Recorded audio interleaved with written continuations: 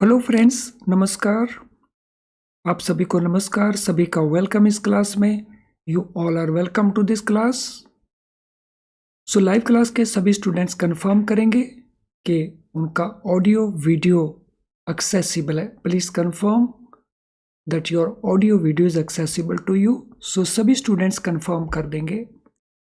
Once you confirm I will be able to start the discussion. तो quickly confirm कर दीजिए।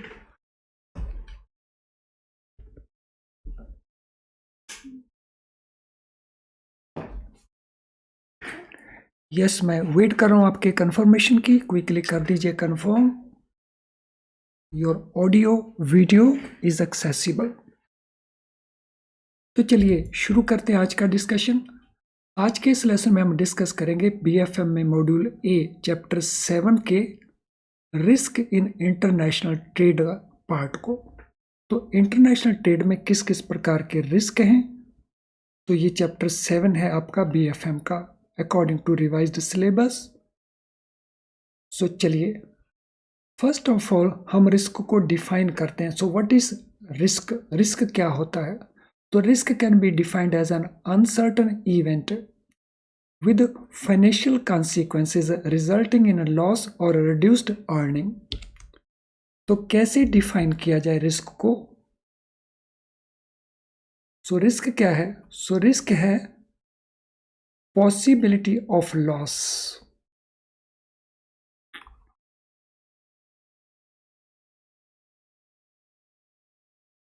Possibility of loss और possibility of reduced earning, and this is because of uncertain events। तो ये uncertainty के कारण है, तो उसको हम कहते हैं रिस्क। अब यहां पे रिस्क और loss sometime we may be mixing up। so risk is different and loss is different। so loss means so when loss actually happens, तो अगर लॉस हैपन हो जाए तो हम उसको लॉस कहेंगे। लेकिन अगर लॉस के हैपन होने की पॉसिबिलिटी है लेकिन हैपन नहीं हुआ, तो फिर वो रिस्क है। तो रिस्क है probability, possibility, and loss is the actual happening of the loss. An activity which may give profit or result in loss may be called a risky proposition because of uncertainty or unpredictability of the activity or trade in future। तो जिन activity से हमें profit मिल सकता है या जिनके कारण loss हो सकता है, उन एक्टिविटीज को हम कहते हैं risky propositions.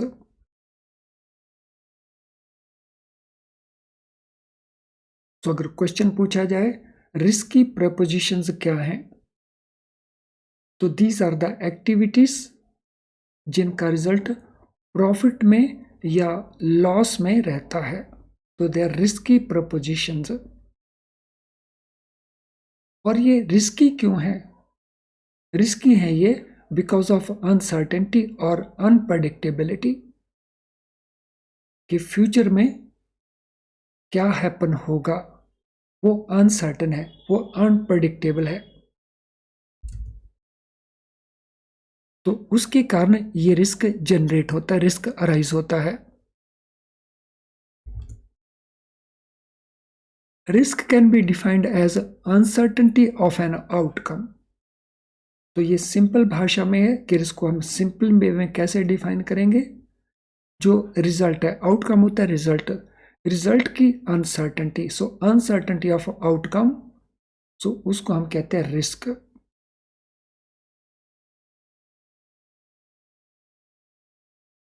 A risk in any currency, a risk in a commodity or risk in an object due to any exposure in that particular currency, commodity or the object। तो risk किस में रहता है? Risk currency में हो सकता है, commodity में हो सकता है, ट्रांजैक्शन में हो सकता है, एन ऑब्जेक्ट। और ये रिस्क किसको होगा? अगर किसी का एक्सपोजर है इन दोज थिंग्स। अगर हमने फॉरेन करेंसी परचेज की है तो उसका जो एक्सचेंज रेट है वो इंक्रीज भी कर सकता है, डिक्रीज भी कर सकता है। अगर हमने परचेज नहीं की तो हमें रिस्क नहीं होगा, लेकिन अगर हमने परचेज की है या सेल की है, मींस अगर हमारा एक्सपोजर है, तो we are facing the risk. Similarly अगर हमने कमोडिटीज का सेल परचेज कर रखा है तो then risk can arise. So risk अपने आप अराइज नहीं होता। रिस्क कब अराइज होता है? When there is exposure in that transaction. अगर उस ट्रांजैक्शन में एक्सपोजर होगा तो।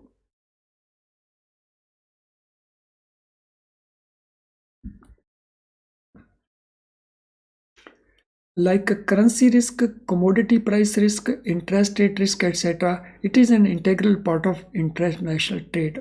जो रिस्क है वो इंटेग्रल पार्ट है इंटरनेशनल ट्रेड का। सो अगर इंटरनेशनल ट्रेड है यानी हम गुड्स को इंपोर्ट करते हैं, एक्सपोर्ट करते हैं, तो जैसे करेंसी रिस्क रहता है या कमोडिटी प्राइस रिस्क रहता है या इंटरेस्ट रेट रिस्क रहता है, ऐसे ही रिस्क इंटरनेशनल ट्रेड के अंदर भी है। और इंटरनेशनल ट्रेड के अंदर जो रिस्क है उसके डिफरेंट टाइप्स हो सकते हैं। वो टाइप्स हम सभी आगे जाके डिस्कस करने वाले हैं। जब हम कंपैरिजन करते हैं डोमेस्टिक ट्रेड और इंटरनेशनल ट्रेड का, तो इंटरनेशनल ट्रेड में there is number of additional risk. तो जितने रिस्क हमें डोमेस्टिक ट्रेड में होते हैं यानी cell purchase with in the country, उसके कंपैरिजन में जब हम इंटरनेशनल ट्रेड में जाते हैं, so trade between two countries, तो वहां पे कई सारे एडिशनल रिस्क अराइज होंगे। तो दैट मीन अगर हम दोनों को कंपेयर करते हैं तो उस केस में इंटरनेशनल ट्रेड में there are many more risks which are not to domestic trade. So बहुत सारे ऐसे रिस्क हैं जो डोमेस्टिक ट्रेड में नहीं है लेकिन इंटरनेशनल ट्रेड में है। अब इंटरनेशनल ट्रेड में जो ऑपरेशंस हैं वो बहुत वास्ट हैं, where buyers and sellers are located in different countries.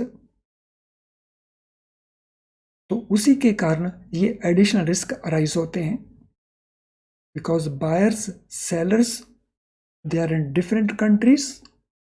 तो इसीलिए जो एरिया ऑफ ऑपरेशन है वो बहुत लार्ज हो जाता है, वास्ट हो जाता है, और उसी के कारण ये एडिशनल रिस्क अराइज होते हैं। The goods and value of goods move in opposite direction. तो ये भी एक बात समझने वाली है। सो जो गुड्स का मूवमेंट है,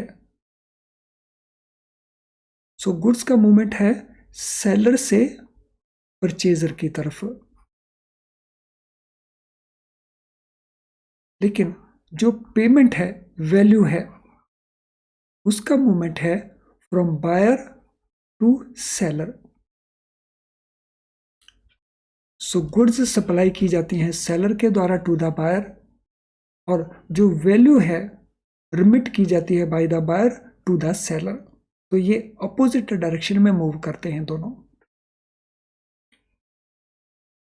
goods and value of goods these move in opposite direction. जो सेलर है उसको हम एक्सपोर्टर कहते हैं, जो बायर है उसको हम इंपोर्टर कहते हैं in international trade. So seller is exporter, buyer is importer. The currency of a country of the buyer and currency of country of the seller have their own values which change frequently, while invoicing may be third currency acceptable to both. तो जो buyer के country की currency है। For example अगर हम India और USA की example लेते हैं तो इंडिया का करेंसी है इंडियन रुपी और यूएस का करेंसी है यूएस डॉलर। तो इनके जो आपस में एक्सचेंज रेट हैं वो फ्रीक्वेंटली चेंज होते हैं।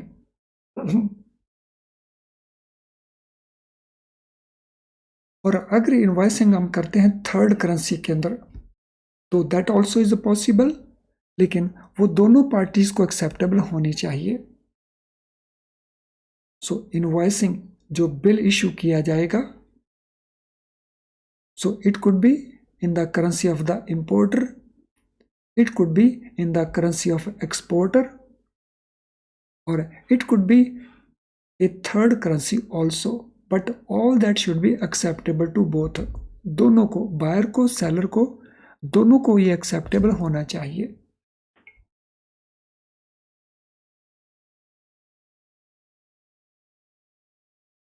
सो आई थिंक अभी तक जो भी हम डिस्कस कर रहे हैं everything is properly understood to all of you, सभी को ये अंडरस्टैंड हो रही है। अगर ऐसा है तो स्माइलिंग आइकन पोस्ट करके कंफर्म कर दें that you are able to understand everything. तो कर दीजिए पोस्ट स्माइलिंग आइकन को। सो लाइव क्लास के जितने स्टूडेंट्स हैं वो सभी स्माइलिंग आइकन को पोस्ट करके कंफर्म कर देंगे that everything is understood to them.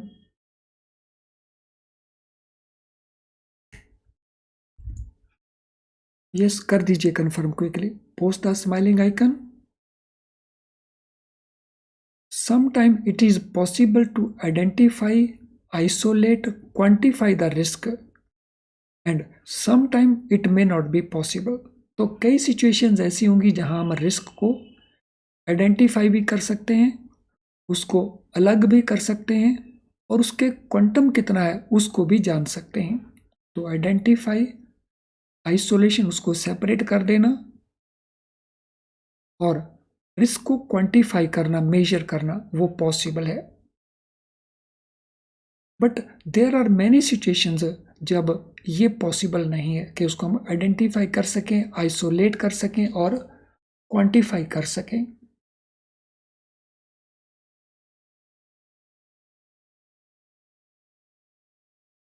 तो अब हम बात करेंगे इनके ऊपर बेस्ड क्वेश्चंस की जो अभी तक हमने अंडरस्टैंड किया।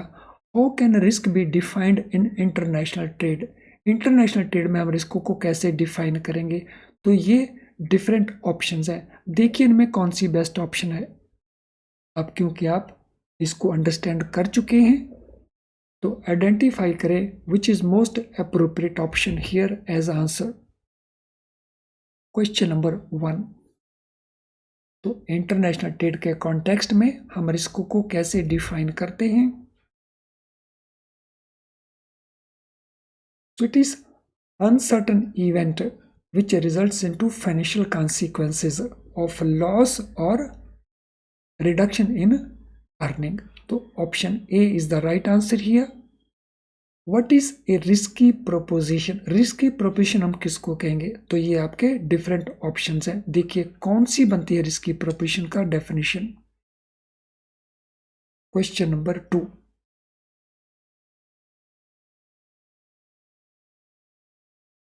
क्वेश्चन नंबर 2 नहीं, रादर ये क्वेश्चन नंबर 1A है। What is risky proposition?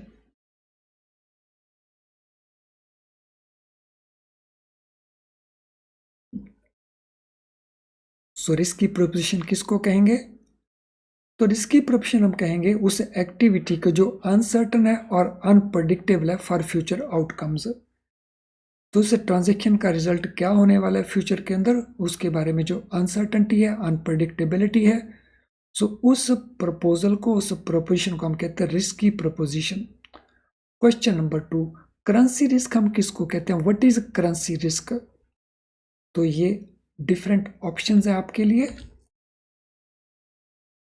A risk associated with exposure to some currency, risk associated only with international trade, risk associated only with domestic trade, या risk associated with exposure to a specific currency।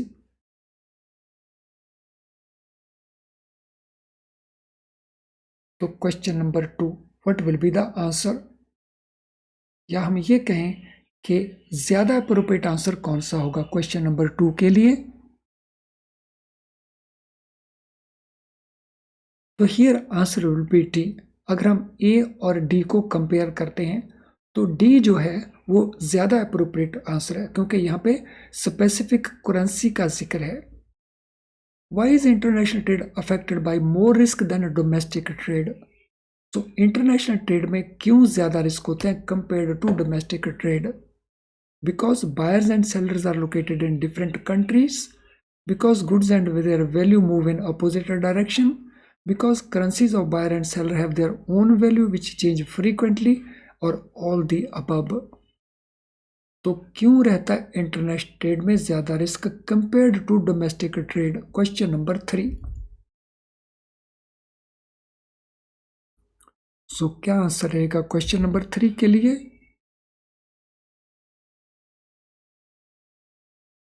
तो यहाँ पे answer रहेगा ये सारे के सारे ही उसके रीजंस हैं। बायर सेलर डिफरेंट कंट्री में लोकेटेड है, जो गुड्स का मूवमेंट है वो अपोजिट डायरेक्शन में वैल्यू के हिसाब से है, और करेंसी दोनों ही कंट्रीज की डिफरेंट और उसकी वैल्यू में फ्रीक्वेंटली चेंजेस आती हैं। Question number 4, is it always possible to identify, isolate, quantify risk in international trade? क्या ये हमेशा पॉसिबल है? Yes, it is always possible. No, it is never possible. It depends upon the situation or it depends upon the country. Question number 4. तो question number 4 का answer हमारा बनेगा it depends upon the situation.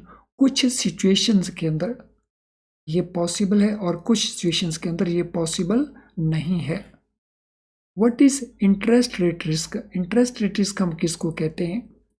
Risk associated with exposure to a specific interest rate, risk associated only with the domestic trade, risk associated only with international trade, या risk associated with exposure to any interest rate?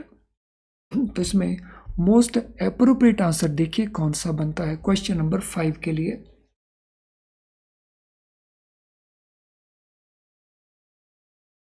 So most appropriate for question number 5। तो answer here is a, specific interest rate में अगर हमारा exposure है। Friends, काफ़ी सारे students हैं जिनका अभी तक लाइक डिसलाइक कंप्लीट नहीं हुआ है, तो जिन जिन का नहीं हुआ फटाफट वो लाइक डिसलाइक को कंप्लीट कर देंगे।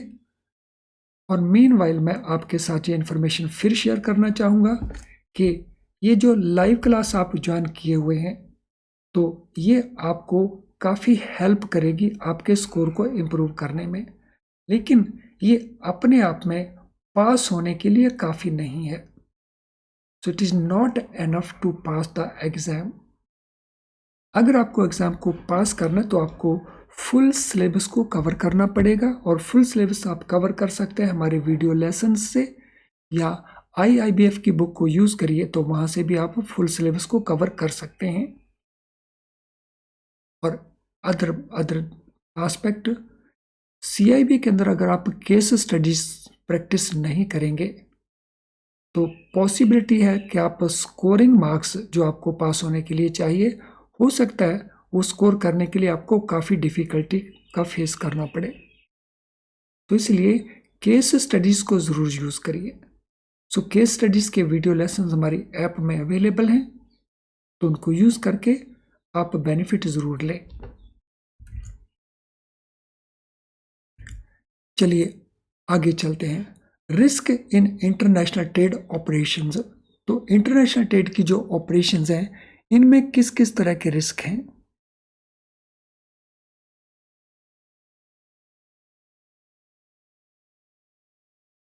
तो पहले हम बात करेंगे बायर रिस्क की, जो रिस्क बायर को है। बायर रिस्क,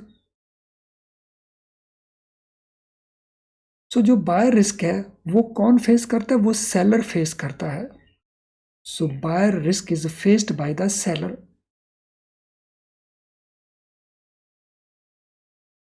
सो बायर रिस्क सेलर को क्यों फेस करना पड़ता है? What is the reason? तो इट इज पॉसिबल जो गुड्स सेलर ने भेजी उनको बायर एक्सेप्ट ना करे। So buyer may find some defect in the goods sent by the seller. तो इसीलिए सेलर को ये रिस्क है नॉन एक्सेप्टेबिलिटी का, जिसको हम बायर रिस्क के अंदर इंक्लूड करते हैं।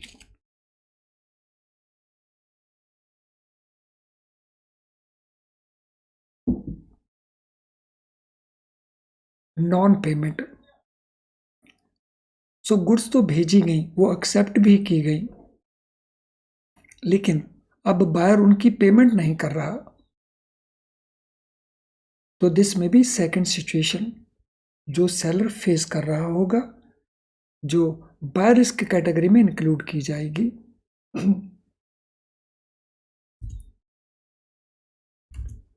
Then quality acceptance. तो बायर क्वालिटी को लेकर के कोई इशू रेज कर सकता है। So if buyer raises some quality issue कि वो क्वालिटी को एक्सेप्ट नहीं कर रहा है, तो that risk is always there to the seller. तो वो भी रिस्क सेलर को है, जिसको हम बायर रिस्क में इंक्लूड करेंगे।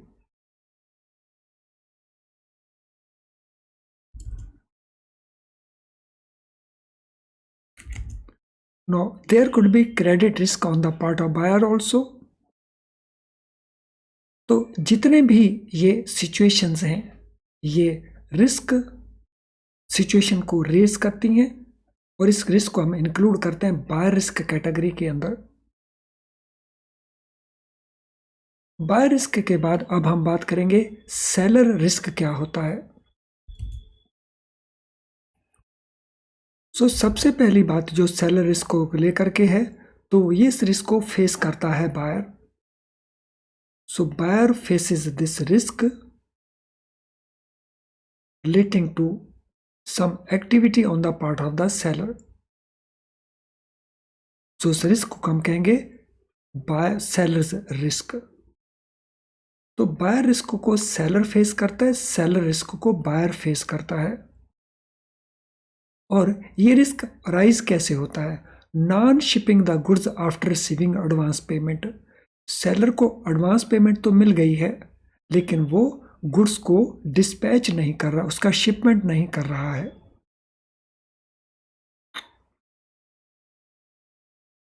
तो seller not shipping the goods although the seller has received the advance payment. उसको एडवांस पेमेंट मिल चुका है।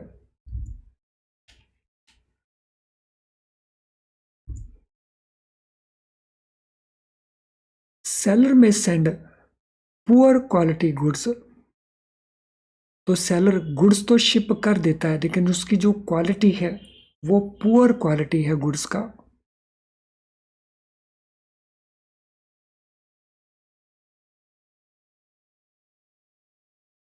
और गुड्स शिप तो की गई, लेकिन डिले के साथ शिप की गई।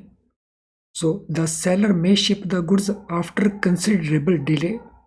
काफी डिले के बाद गुड्स को शिपमेंट किया गया, यानी डिस्पैच किया गया।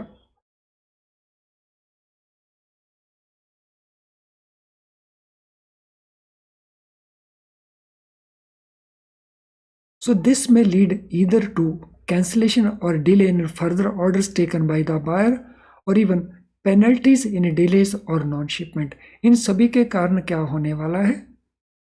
तो इसके कारण जो कैंसिलेशन हो सकता है या डिलेज हो सकते हैं, further orders taken by the buyer, और इवन पेनल्टीज इन्वॉल्व हो सकती हैं।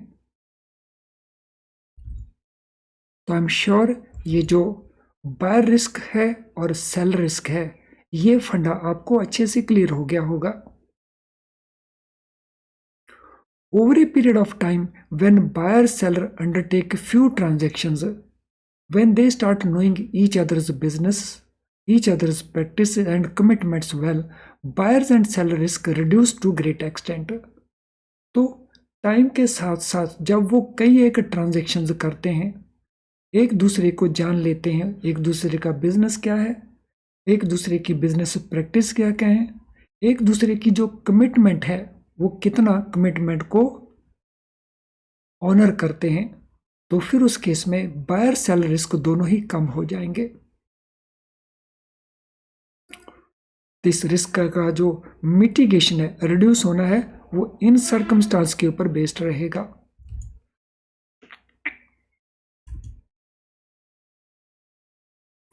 तो अब हम बात करेंगे शिपिंग रिस्क क्या होता है। सो what is the shipping risk?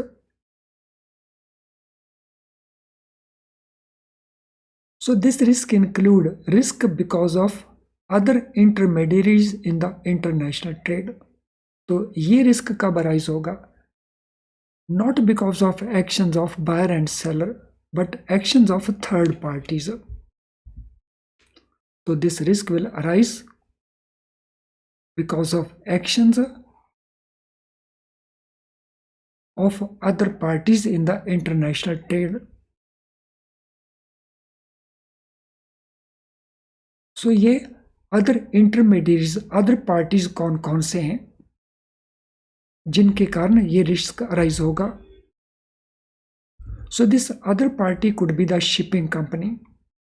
सो जिस कंपनी का ये शिप है, या हैंडलिंग एजेंट जो इस शिपमेंट को हैंडल कर रहा है, एजेंट, या पोर्ट अथॉरिटीज, या लोकल ट्रांसपोर्टर्स, और इवन लोडर्स एटसेट्रा। तो there could be so many other intermediates also जिनके कारण ये रिस्क अराइज हो सकता है।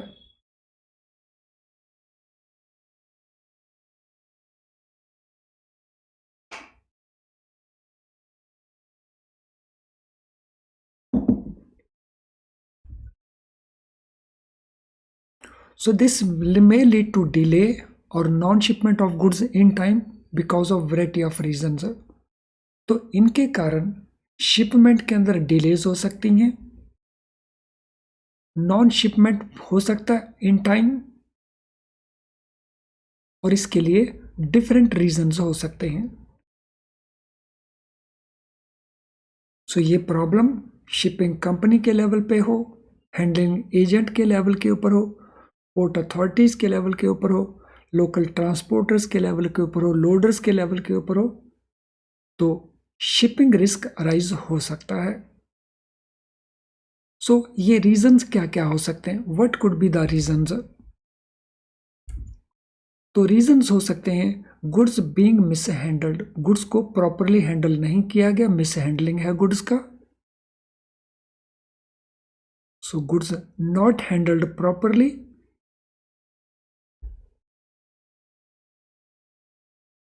गुड्स अबंडन्ड, गुड्स को अबंडन कर दिया गया, यानी उनको फेंक देना या उनकी परवाह ना करना। गुड्स साइफंड ऑफ, गुड्स चुरा लेना,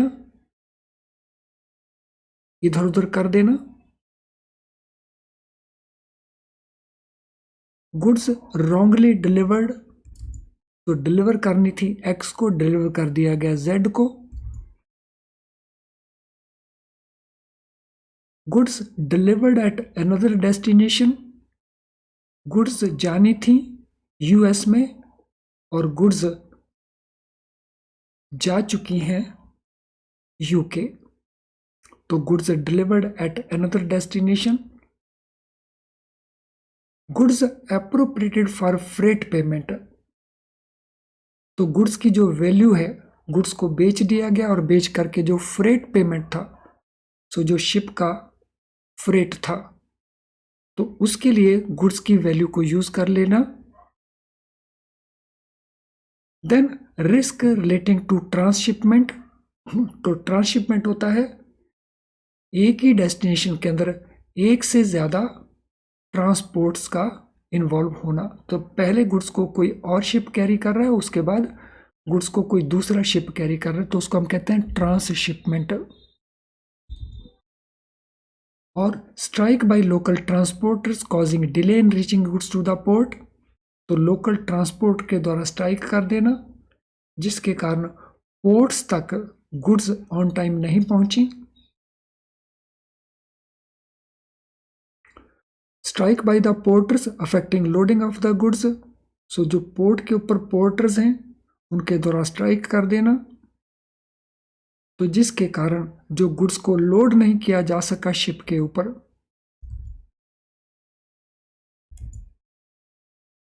बैकलॉग और अनअवेलेबिलिटी ऑफ कंटेनर्स, जो कंटेनर्स हैं जिनको गुड्स में डाला जाएगा तो वो अवेलेबल नहीं है, या वो अवेलेबल है लेकिन अभी वो जो प्रीवियस शिपमेंट्स हैं उनको हैंडल कर रहे हैं।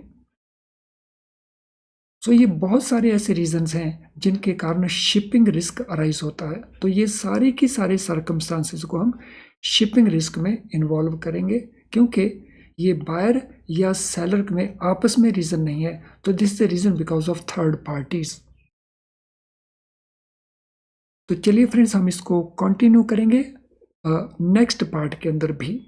तो अब इस लेसन को मैं वाइंड अप करूंगा, लेकिन वाइंड अप करने से पहले अगर आज के सेशन से रिलेटेड आपका कोई भी क्वेश्चन है तो आप अपना क्वेश्चन टाइप कर सकते हैं in the comment box of this video.